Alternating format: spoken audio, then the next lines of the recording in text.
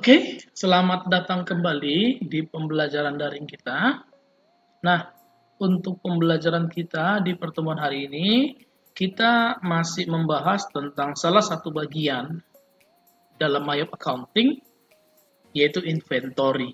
Nah, di pertemuan sebelumnya, di video sebelumnya, kita sudah membahas tentang bagaimana sih cara memasukkan daftar inventory ke dalam item list. Apa-apa saja yang harus dipersiapkan, lalu bagaimana konsep untuk memasukkan harga jual dan lain sebagainya kita sudah bahas. Nah, lalu yang berikutnya kita juga sudah membahas tentang adjust inventory ya. Jadi untuk memasukkan data ke dalam adjust inventory itu juga sudah kita bahas di video pembelajaran sebelumnya. Nah, untuk kali ini, untuk video hari ini kita akan membahas tentang bagian di dalam inventory adalah yang kita bahas adalah count inventory. Nah, jadi count inventory itu sendiri apa sih fungsinya dan lain sebagainya kita akan bahas di dalam count inventory. Jadi fungsi utamanya itu adalah menyesuaikan atau menghitung persediaan secara fisik. Oke, jadi saya ulangi, untuk count inventory itu sendiri, fungsi utamanya adalah menghitung sebuah persediaan atau menghitung persediaan secara fisik dan membandingkannya dengan perhitungan Mayop Accounting itu sendiri. Nah, kenapa kita harus lakukan perhitungan fisik dan membandingkannya dengan perhitungan Mayop Accounting? Nah, dalam beberapa hal di dalam persediaan barang dagangan, bisa saja barang yang dimasukkan atau barang yang disediakan, disimpan di dalam persediaan, bisa saja terjadi hal-hal yang tidak diinginkan, misalkan barang itu rusak dan lain sebagainya. Nah, jadi perlu juga direkap atau perlu juga disimpan setiap data-data persediaan yang terjadi hal seperti itu. Itulah gunanya perhitungan secara manual. Oke. Nah, jadi kita mulai di sini di dalam item list kita ambil contohnya. Nah, misalkan dari persediaan produknya, jadi misalkan di sini ada 3 produk yang bermasalah. Misalkan workstation kita sekarang yang tersimpan di dalam stok atau persediaan kita adalah 15 unit. Proyektor 15, slide projector juga 15. Nah, kita anggap misalkan ternyata setelah dicek secara manual, ternyata workstation itu yang rusak ada 5. Proyektor yang rusak ada 5, sedangkan slide projector yang rusak nanti ada 2. Nah, jadi bagaimana cara memasukkan data atau penjurnalan setiap persediaan yang rusak di dalam Mayop Accounting? Nah, caranya seperti ini. Di bagian inventory, di sini kita boleh pilih count inventory. Nah, setelah kita pilih, kita klik count inventory, maka bagian yang berikutnya kita mulai seperti yang tadi kita katakan workstation-nya ya. Nah, di sini untuk yang pertama untuk workstation-nya itu kan 15 unit.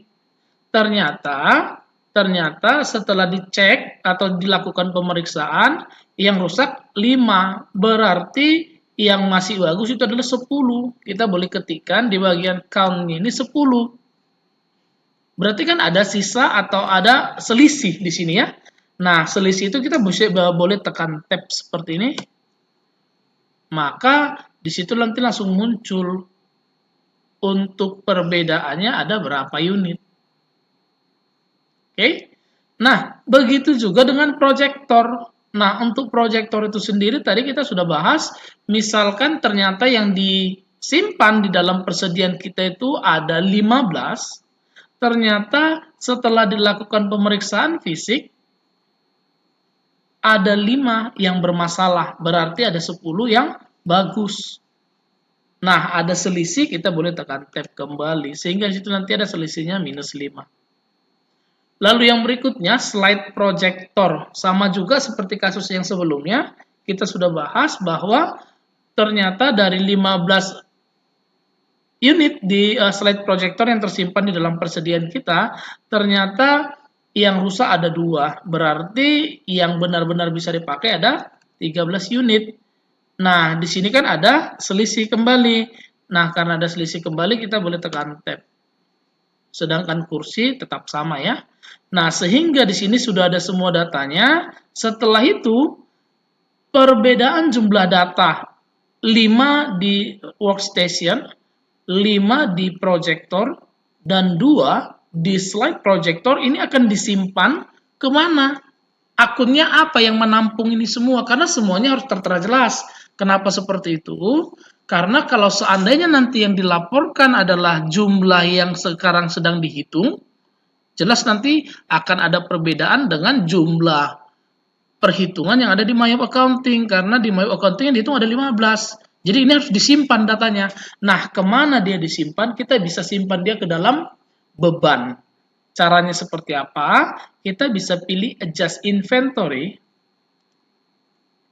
Setelah itu, di bagian default adjustment account, di sini kita boleh pilih, kita boleh cari yang namanya beban kerusakan. Jadi, setiap stok persediaan yang menjadi masalah atau ada permasalahan, itu semua kita simpan di dalam beban kerusakan. Kita simpan ke dalam beban. Sehingga pada saat kita akan menampilkan laporan pertanggungjawaban tidak akan terjadi selisih jumlah barang dalam hitungan Mayop dengan hitungan manual kita. Kira-kira seperti itu fungsinya ya. Nah, jadi setelah kita masukkan dia ke dalam beban kerusakan, kita boleh pilih continue. Nah, setelah kita pilih continue, di sini akan masuk adjust inventory-nya, yaitu item number-nya bisa kita cek. Di bagian item number-nya itu apa-apa saja. Lalu quantity-nya situ sudah ada ya, minus 5 untuk workstation, minus 5 untuk projector, dan minus 2 untuk slide projector. Dengan nilai berapa? Di situ juga sudah ada nilainya ya, nilai kalkulasinya sudah ada. Lalu semua data dimasukkan kemana? Semuanya dimasukkan ke dalam beban. 67100 itu adalah beban ya. Nah, setelah ini apa yang harus kita lakukan? Setelah ini kita bisa langsung pilih record, kita simpan. Nah, setelah kita record, jadi yang berikutnya bagaimana cara kita melihat penjurnalan dari transaksikan inventory tadi. Kita bisa pilih pada bagian transaction journal. Nah, setelah kita pilih pada bagian transaksi jurnal, kita bisa cek di sini dia ada datanya ya. Ini dia. Beban kerusakan pada persediaan barang dagangan. Dia sudah masuk semua datanya. Nah, seperti inilah kira-kira untuk menentukan atau membuat atau memasukkan count inventory atau data barang yang rusak ke dalam My Accounting. Seperti inilah cara menggunakan count inventory-nya. Semoga video pembelajaran kali ini bermanfaat bagi kita semuanya. Terima kasih.